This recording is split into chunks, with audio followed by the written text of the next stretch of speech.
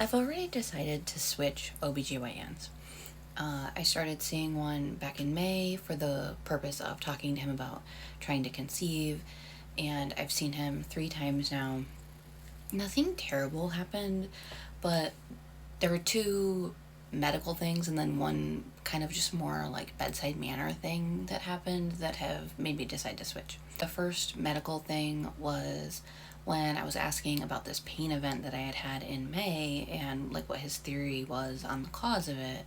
He had said, I could see from your CT scan that a cyst ruptured and there was free fluid in there. So like we know what caused that. And I was like, oh, and because he had said it so confidently that he made me doubt myself. Like I had that done at a hospital. I talked to the hospital doctor about that. And then also they had printed off for me the results and the summary and everything when I left. And I read those. But even though I had read them and talked to that doctor and everything had said normal, he said it so confidently that I was like, oh, somehow I must have missed that. But then I like went back on the portal and double checked it, and my CT scan absolutely did not show that. I briefly thought maybe he like looked at the actual CT scan and like interpreted it himself and felt like he could see free fluid.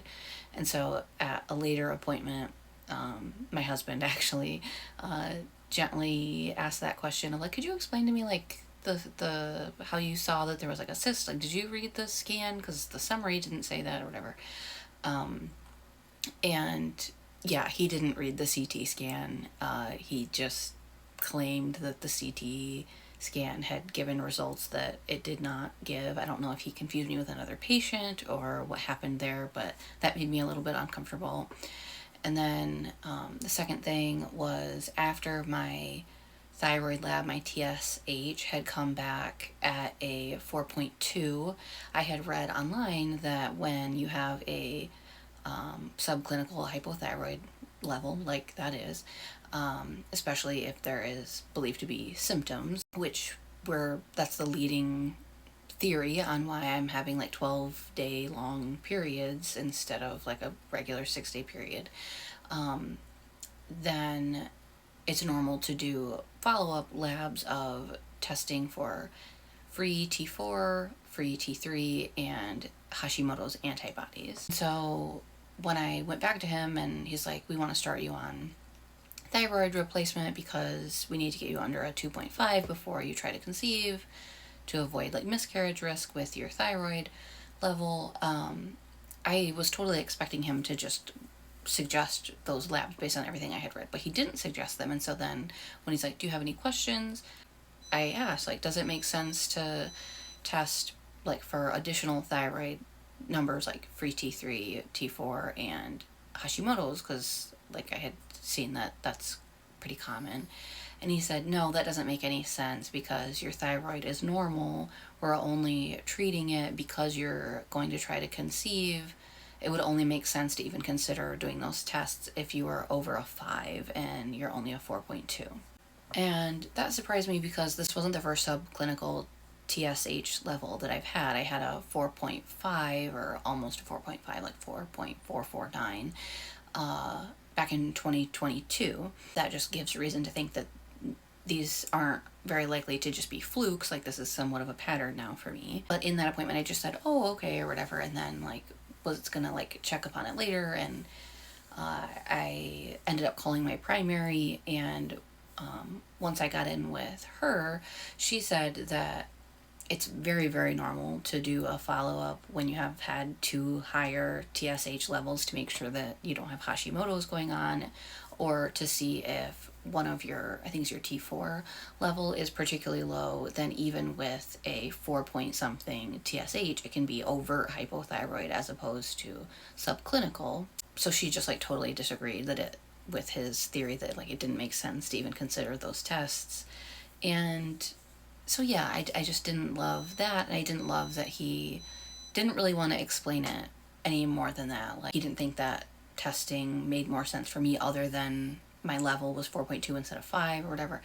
But then also something that was kind of ironic that happened was once my primary ordered those labs, I went in to get them done at this outpatient lab draw area. And when I went to do that, the person who drew my labs just automatically started, like didn't verify with me what I was having tested. I just assumed that she had received the orders or whatever. But then I realized after it was too late that my OB had put in a request to test my thyroid again, but I was supposed to have that done in like 6 to 8 weeks after being on thyroid replacement. But she drew it like before I had even started the med. It was like one day after I had seen the OB.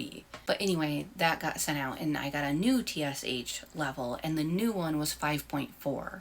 And so ironically, he had said it would only make sense to consider testing that if you're over a 5, but then as he was saying that, or at least the next day, I was a 5.4. So, and there was only 3 weeks between those two tests. I went from a 4.2 to a 5.4 in, or I guess it was over 2 weeks, but less than 3. I think it was like 18 days or something. But something that's still a little frustrating to me is the lab range that my OB's office uses is 5.5, which, like, what I've seen online is like a lot of places go up to 4 or 4.5. Some even go up to 5, but I haven't seen anyone else reference ranges that go up to 5.5 like mine does. So my 5.4 is technically still in normal range for their lab, but not for me because I'm trying to conceive. But anyway, those are the two little mishaps. And again, like, I don't think they're anything terrible, but having a provider that I feel really comfortable with, especially for pregnancy and labor, it is really important to me. And I just kind of feel a little about this doctor now. And so I just decided I'm going to try to find somebody that I like better.